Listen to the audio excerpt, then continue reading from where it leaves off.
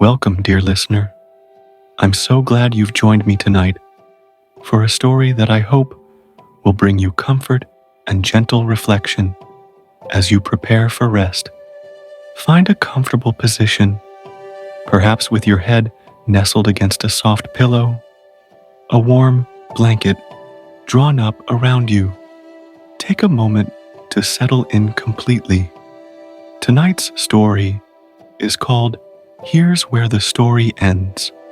Though, as you'll discover, endings often contain beautiful beginnings within them. Let me take you on a journey with Maya, a woman who found magic in the most unexpected of places.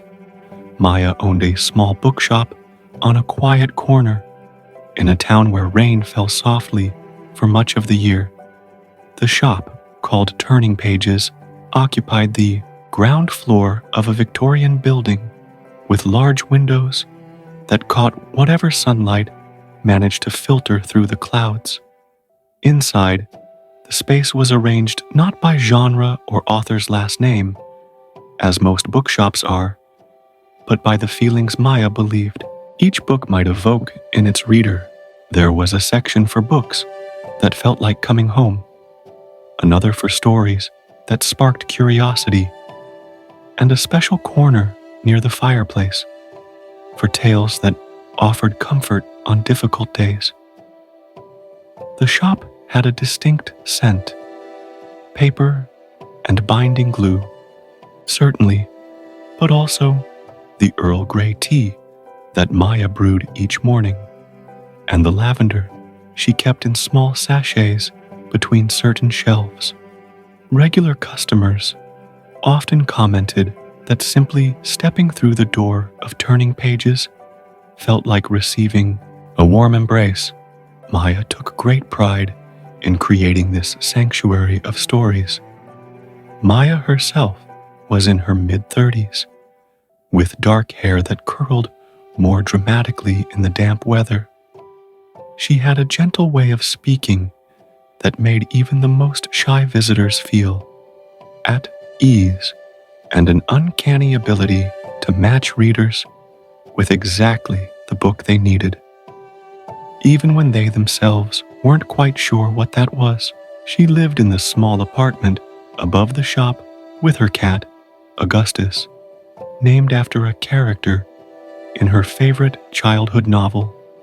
Each Tuesday, when the shop was closed to customers, Maya would visit estate sales, library clearances, and the occasional mysterious call from someone looking to rehome a collection of books.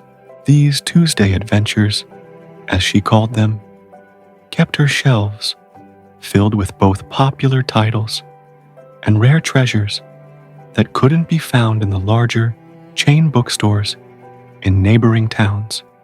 It was on one such Tuesday, during a particularly heavy spring rain, that Maya found herself in the attic of a recently deceased professor's home.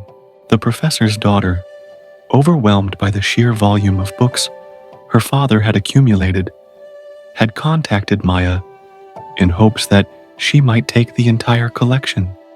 He loved books more than anything, the daughter had explained over the phone.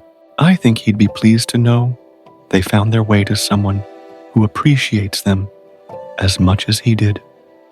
The attic was dusty but well organized, with bookshelves running along every wall. Maya moved slowly, reverently, running her fingers along spines that represented a lifetime of curiosity and learning. She was carefully selecting volumes to take back to the shop when something unusual caught her eye. A leather-bound book with no title on its spine, placed alone on a small table beneath the attic's only window. The book was unlike the others in the collection. It appeared handmade, with soft leather the color of honey and pages that seemed to glow faintly in the dim attic light. When Maya picked it up, she was surprised by its warmth, as though it had been sitting in sunlight despite the gray day outside. With careful hands, she opened the cover to find a title page bearing the words, "Here's where the story ends," in elegant, flowing script. Intrigued, Maya turned to the first page and began to read. The story opened with a description of a bookshop remarkably similar to her own, owned by a woman named Mira. Maya smiled at the coincidence and continued reading, quickly becoming absorbed in the beautiful prose and the strange familiarity of the narrative. That evening, back in her apartment above turning pages, Maya curled up with Augustus purring beside her and continued reading the mysterious book. The story followed Mira through her daily life in the bookshop, her interactions with customers, and her quiet evenings alone. With each page, the similarities between Mira's life and Maya's own became more pronounced until Maya felt she was reading not a work of fiction, but a gentle retelling of her own experiences. As midnight approached, Maya neared what appeared to be the end of the story. Mira had just made a discovery in her shop, a book without a title, with strange warmth and glowing pages. Maya's heart raced as she turned to the next page, expecting to read about Mira opening the book. Instead, she found only blank pages. The remaining third of the book, perhaps 50 pages or more, contained not a single word.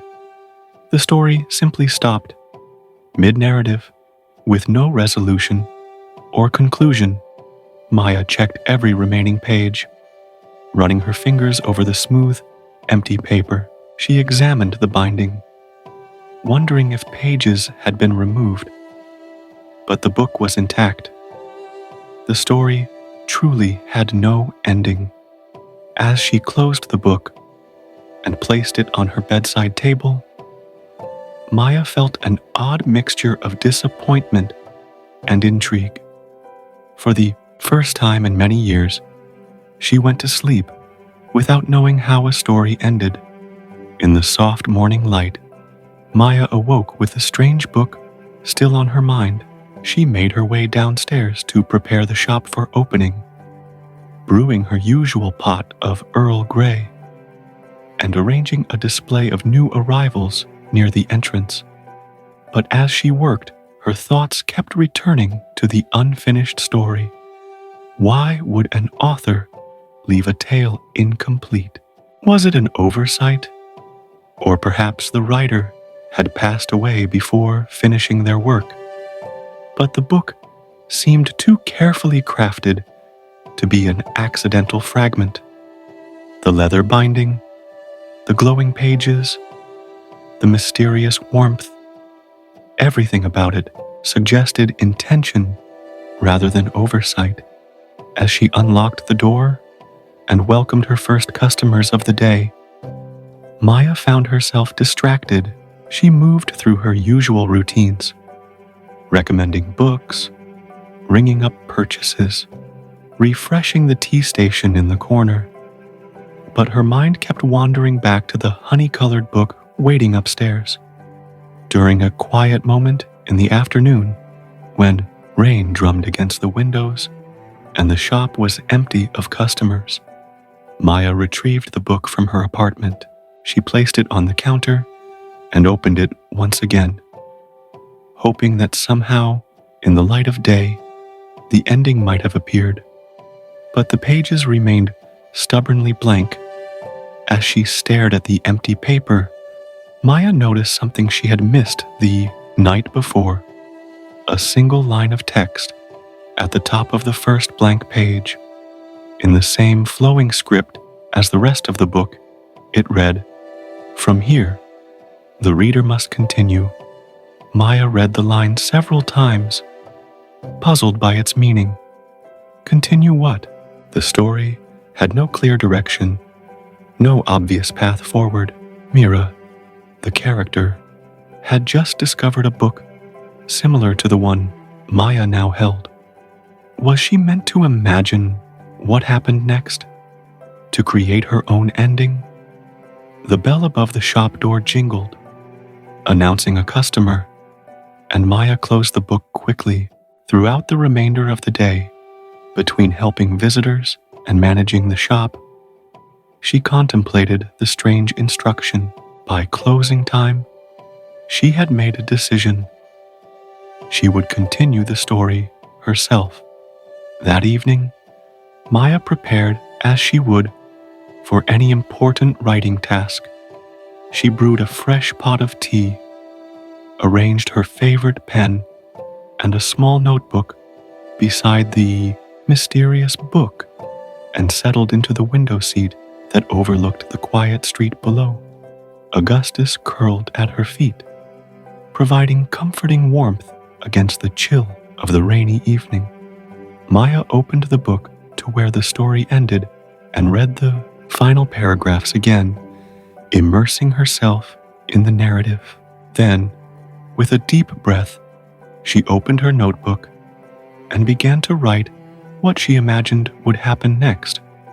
In her continuation, Mira opened the strange book she had found and discovered that it contained a story about another bookseller, creating a story within a story. As Maya wrote, she felt an unusual sense of flow, as if the words were not entirely her own, but were somehow suggested by the blank pages of the book beside her. She wrote until midnight, filling several pages of her notebook with her imagined continuation of the tale. When she finally set down her pen, Maya felt both satisfied and strangely unsettled. She had enjoyed the writing process, but there was something eerie about creating an ending for a story that so closely mirrored her own life. As she prepared for bed, she wondered what the original author would think of her continuation. The following morning, Maya was awakened by Augustus patting her face with his paw. The early light was brighter than usual, suggesting that the rain had finally stopped. She stretched and rose, planning to transcribe her handwritten continuation into the blank pages of the book before the shop opened. But when she reached for her notebook, Maya discovered something extraordinary. It was empty. The pages where she had written her continuation of the story were now blank, as pristine as if they had never been touched by pen. With a racing heart, Maya grabbed the mysterious book from her bedside table and opened it. There, to her astonishment, she found her words printed in the same elegant script as the original story, filling what had previously been blank pages. Her continuation had somehow transferred itself from her notebook to the book. Even more surprising, the story didn't end where she had stopped writing. Additional paragraphs continued beyond her contribution, describing Mira's shock at finding her writing magically transferred to the mysterious book. The parallels between the story and reality were now not just similar, but identical.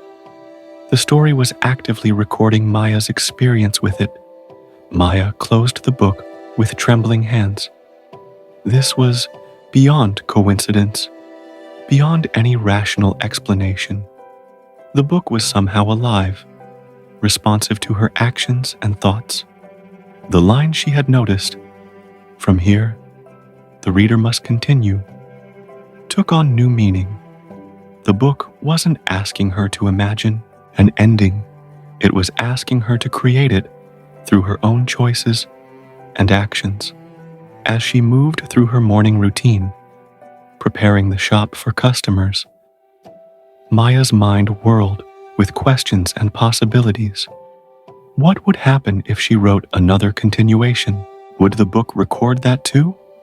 And more importantly, what did it mean that she was now not just reading a story, but actively participating in its creation? The day passed in a blur of customers and rain showers. Maya found herself watching the clock, eager for closing time when she could return to the mysterious book and continue her experiment.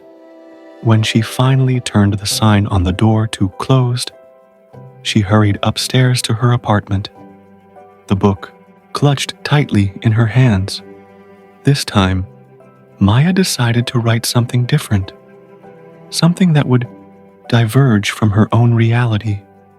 In her continuation, she described Mira taking a spontaneous trip to a coastal town, something Maya had often dreamed of doing, but had never made time for. She wrote of sea breezes and bookshops built into old lighthouses, of conversations with strangers who became friends over shared literature.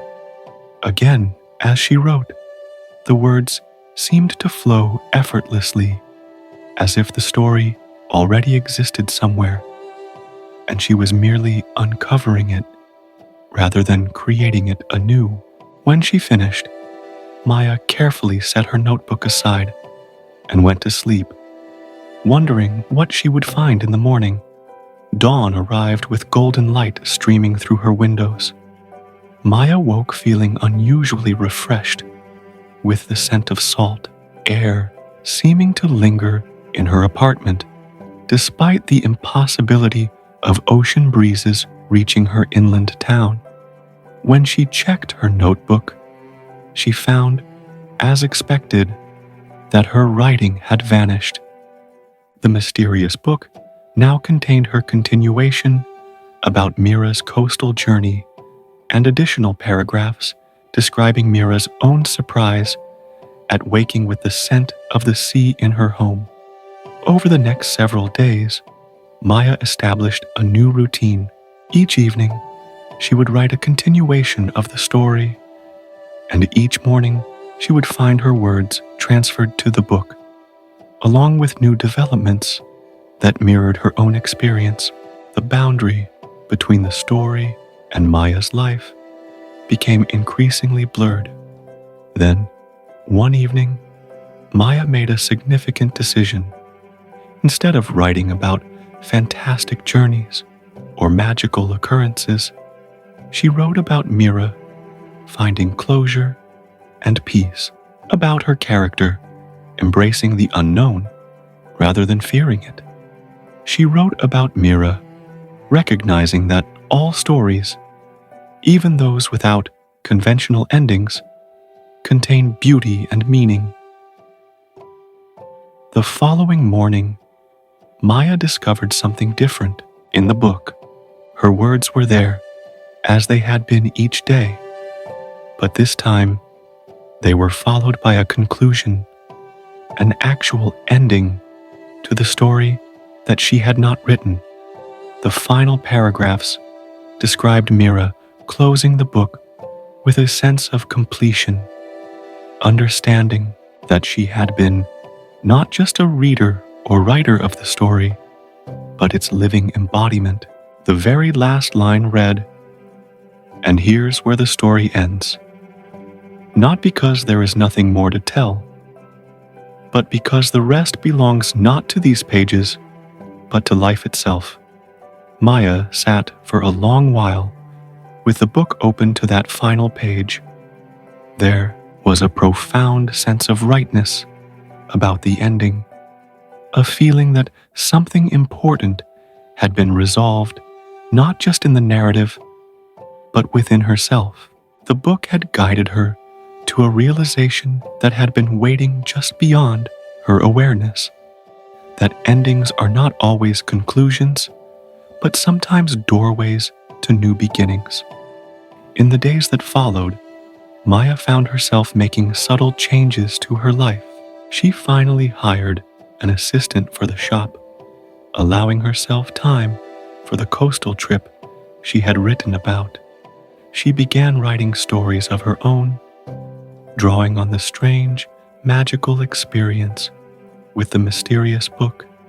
She even redecorated her apartment, creating a dedicated writing space beside the window where inspiration seemed to flow most freely. The book itself she kept in a special place on her personal bookshelf. Its pages remained unchanged after that final morning, the story complete, the magic apparently fulfilled. Yet Maya often felt its warmth when she passed by, a gentle reminder of the experience that had shifted her perspective so profoundly. Visitors to Turning Pages noticed a change in the shop as well. Maya created a new section near the front window called New Beginnings, filled with books that challenged conventional narrative structures and encouraged readers to find their own meaning in stories. She began hosting evening writing workshops, guiding others to find their voices and embrace the uncertainty of creativity. As months passed, Maya came to understand something essential about the mysterious book and its incomplete story. The blank pages had not been an omission or flaw, but an invitation, a space intentionally left open for her to step into. The book had known, somehow, that she needed to recognize her own power to shape not just stories, but her own life. 1 year to the day after finding the book in the professor's attic, Maya sat in her writing space as evening fell. Augustus dozed nearby, and rain tapped gently against the windows in a soothing rhythm. She opened the honey-colored book and read it from beginning to end, appreciating anew the strange magic it had brought into her life. As she closed the cover, Maya noticed something she hadn't seen before, a small inscription on the inside of the back cover, in tiny, flowing script, barely visible in the soft lamplight, were the words, "Every ending is also a beginning. Your story continues beyond these pages." Maya smiled and placed the book back on its shelf. She made herself a cup of chamomile tea and stood by the window, watching the rain transform the street below into a canvas of reflections and gentle movement. There was peace in knowing that some stories don't need definitive endings to be complete, that life unfolds in chapters both planned and unexpected. And now, dear listener, as our story of Maya and her magical book comes to its conclusion, perhaps you're feeling the gentle pull of sleep approaching. Allow yourself to drift with the rhythm of these words, to let your breathing become slow and steady like the soft turning of pages. Imagine yourself in a space of comfort and safety, perhaps like Maya's cozy bookshop with its scent of tea and lavender. The rain outside is a gentle lullaby, encouraging your body to relax more deeply with each breath. There is no need to analyze or question now, only to receive the peaceful transition from wakefulness to dreams. Like the blank pages of Maya's book, the canvas of your dreams awaits, ready to be filled with whatever your mind creates in the hours of rest ahead. There is beauty in this surrender, this letting go of the waking world and all its concerns. Each evening brings its own gentle ending, each morning its new beginning. As you continue to relax, feel the weight of your body sinking comfortably into your bed.